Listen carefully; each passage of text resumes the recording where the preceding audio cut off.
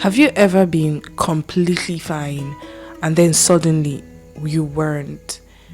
Nothing actually happened to you, nothing changed, but somehow you started feeling anxious.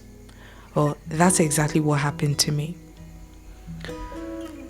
So I had been seeing countless videos talking about the new YouTube monetization scheme and the 8,000 watch hours, and when it's going to be starting by February of 2027.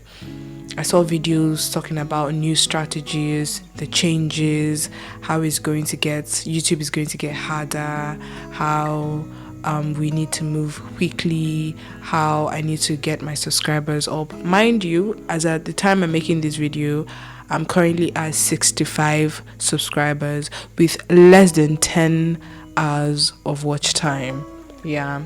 And at first, I genuinely didn't care. I wasn't so bothered.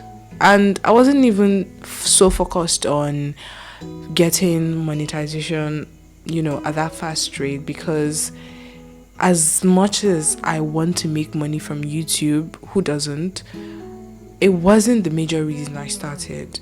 I started YouTube because I wanted to share my voice, my thoughts, the things I think of when I'm alone, my life lessons. Anything was more like a journal with my voice on it. I just wanted to create something and I was actually enjoying the process. And before I saw all of those videos, I wasn't bothered. I wasn't looking at the numbers and thinking, oh my god, I'm so behind, or I need to get my numbers up. I was just enjoying making videos, learning, experimenting. Yes, I do look at my analytics in order to get, ideas on what's going on, where should I get to do things better. And I was trying different thumbnails. I was trying different ways to, make my videos more interesting. And I had even recently started experimenting with putting my face out more, because I had spoken about it in my last video or the previous one. So I was trying out different things and I was excited about it. And I was excited that I was learning something new.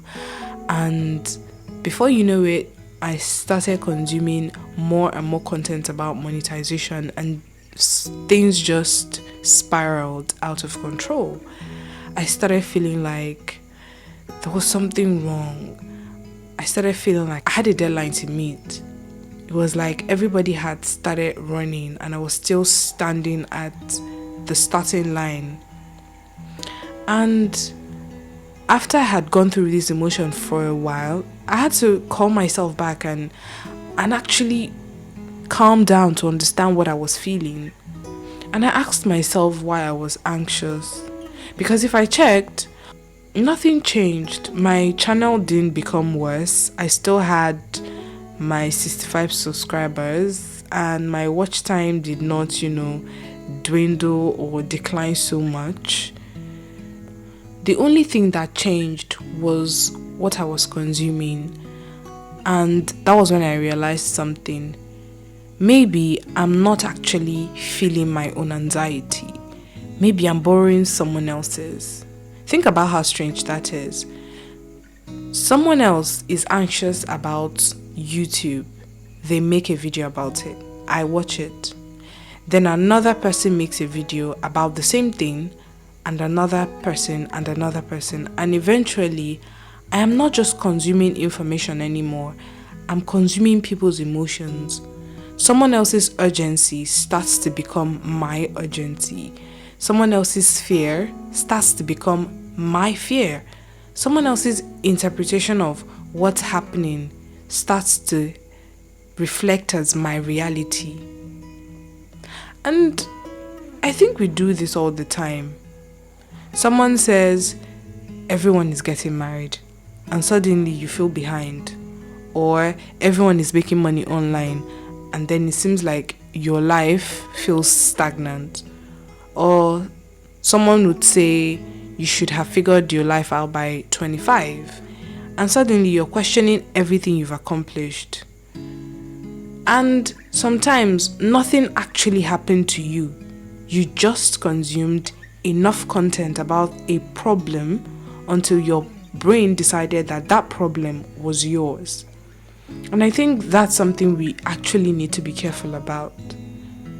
Because not everything we feel actually originated inside of us. Sometimes we are carrying emotions that we picked up from other people. And the scary part is that we don't even always realize that we're doing it. We just start comparing, we start rushing, we start competing with ourselves.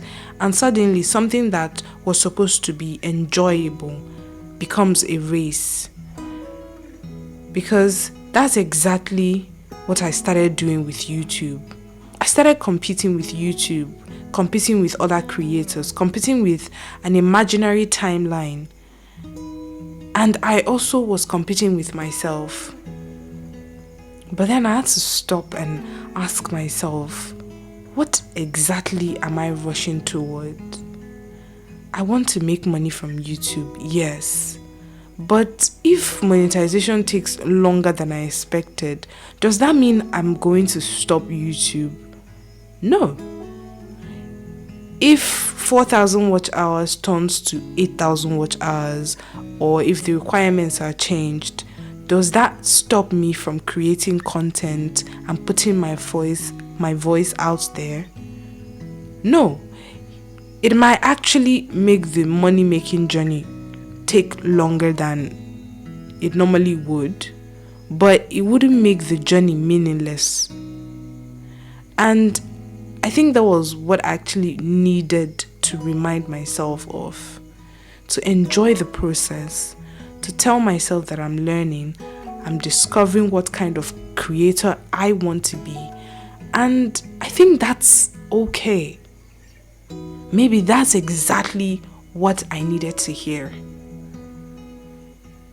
And honestly, I think I need to stop watching so many videos that are telling me what to do and how to monetize, and spend more time learning how to become a better creator for myself and learning what I actually enjoy. So ask yourself, do you actually feel behind because you feel behind? Or do you feel behind because somebody else told you that you are behind? Bye.